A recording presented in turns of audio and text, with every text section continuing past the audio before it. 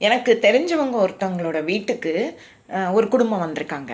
அவங்க குழந்தை ஒரு மிஷனரி ஸ்கூலில் படிக்கிறா. அந்த குழந்தை சொல்லியிருக்கா பேச்சுவாக்கில், தலைநகரத்தில் மோதியோட அரசாங்கத்துக்கு கீழே பெண்களுக்கும் குழந்தைகளுக்கும் பாதுகாப்பு இல்லை, நிறைய பேர் காணாமல் போயிருக்காங்க தெரியுமா உங்களுக்கு அப்படின்னு சொல்லிட்டு. ஸோ அவர் அந்த விஷயத்தை என்கிட்ட சொன்னார். அதுக்கு ரிப்ளை கொடுக்குற மாதிரி தான் இந்த வீடியோ இருக்குது. ரிபட்டல்னு நான் சொல்ல மாட்டேன். ஏன்னாக்கா கொஞ்சம் நடந்தது பகுதி உண்மை, பகுதி போய். ஆனால் ஏன் இந்த மாதிரி விஷத்தை தமிழகத்தில் பள்ளிகளும் அரசாங்கமும் கூட சில நேரங்களில் விதைக்கிறாங்க அப்படின்னு எனக்கு தெரியலை. அதாவது ஒருத்தருமே காணாமல் போகலையான்னா இல்லை, காணாமல் போகிறாங்க தான். அதை பற்றி நம்ம பேசலாம். இதை ரொம்ப அலர்ட் பண்ணது யார் அப்படின்னு சொன்னாக்கா அரவிந்த் கெஜ்ரிவால் தான் ரொம்ப கன்சர்ன்ஸ் காட்டினார். ஆனால் அது எக்ஸ் வலைத்தளத்தில் 2 போஸ்ட்டு போட்டார். எனக்கும் ரொம்ப மனசுக்கு கஷ்டமாக தான் இருந்தது. ஆனால் அவங்க சொன்ன அளவுக்கு பயங்கரமான நம்பர்ஸ் இல்லை. இப்போ யாரும் பூச்சாண்டி மாதிரி போய் குழந்தைங்களையோ இல்லை பெண்களையோ அல்லது மற்றவங்களையோ பெரியவங்களையோ பிடிச்சிட்டு போகிறதில்ல. எந்த அரசாங்கமும் அதை செய்யாது இல்லையா? மொத்தத்தில் உண்மையான நம்பர்ஸ் என்னென்னா 807 பேர் தே ஹவ் கான் மிஸ்ஸிங். அது ஒரு 2 வாரங்களில் அப்படிங்கிறது கொஞ்சம் அலர்ட் ஆக வேண்டிய விஷயம்தான். அதில் 235 பேரை ட்ரேஸ் பண்ணியாச்சுங்கிறத யாருமே சொல்ல மாட்டேங்கிறாங்க. 191 பேர் அதில் குழந்தைங்க காணாமல் போனதில். அப்புறம் 600 சொச்சம் பேர், 616 அடல்ட்ஸ் இருக்காங்க.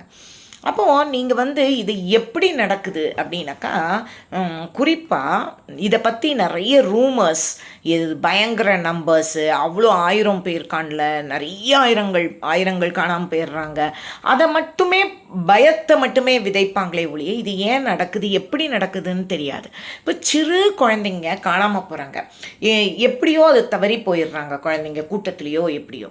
அவங்களுக்கு அப்பா அம்மாவோடைய அடையாளம் சொல்ல தெரில, அவங்களோட வேற அபவுட்ஸ் சொல்ல தெரில, அவங்க எங்கே அட்ரஸ் சொல்ல தெரியலை. அந்த மாதிரி நம்ம சில குழந்தைகள் நமக்கு கிடைப்பாங்க, அவங்களுக்கு கொண்டு போய் வீட்டில் சேர்க்க முடியலை.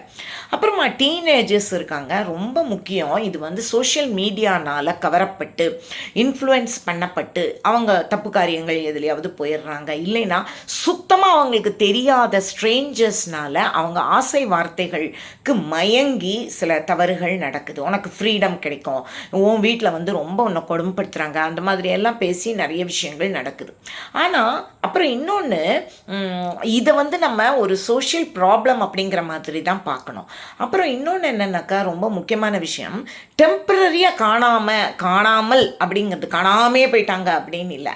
ஒரு குழந்தை டியூஷன்லேருந்து கொஞ்சம் வரத்துக்கு லேட் ஆயிடுச்சு, இல்லை ஸ்கூலுக்கு போன குழந்தை விளையாண்டுட்டு வரா, அல்லது ஒரு ஃப்ரெண்டு வீட்டுக்கு போயிட்டு வர்றா, நம்மளுக்கு அக்சசிபிளாக இல்லை ஃபோனில் அப்படின்னாலே, சில சமயங்களில் நம்மளுக்கு இன்டர்நெட் இல்லை நமக்கு அவங்கள கனெக்டிவிட்டி இல்லை அப்படிங்கிற காரணத்தினாலேயே நம்ம ரொம்ப பேனிக்கி ஆகி உடனே அவங்க ஒரு கம்ப்ளைண்ட் லாட்ஜ் பண்ணிடுறாங்க பேரண்ட்ஸ். ஏன்னு கேட்டிங்கன்னா, தலைநகரம் ரொம்ப நல்லாவே அவங்க அந்த விஷயத்தை செய்திருக்கிறாங்க.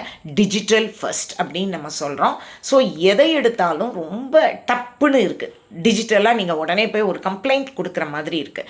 அப்புறம் ரொம்ப முக்கியமான விஷயம், நம்ம இப்போ தான் டிரான்ஸ்பேரண்ட்டாக சில விஷயங்களை செய்ய ஆரம்பிச்சிருக்கோம்.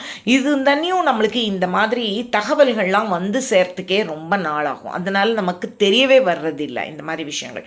ஸோ இப்படி நிறைய காரியங்கள் இருக்குது. நம்ம எடுத்தோம் கவுத்தோன்னு இதில் பேசுகிறதுக்கு ஒன்றும் இல்லை.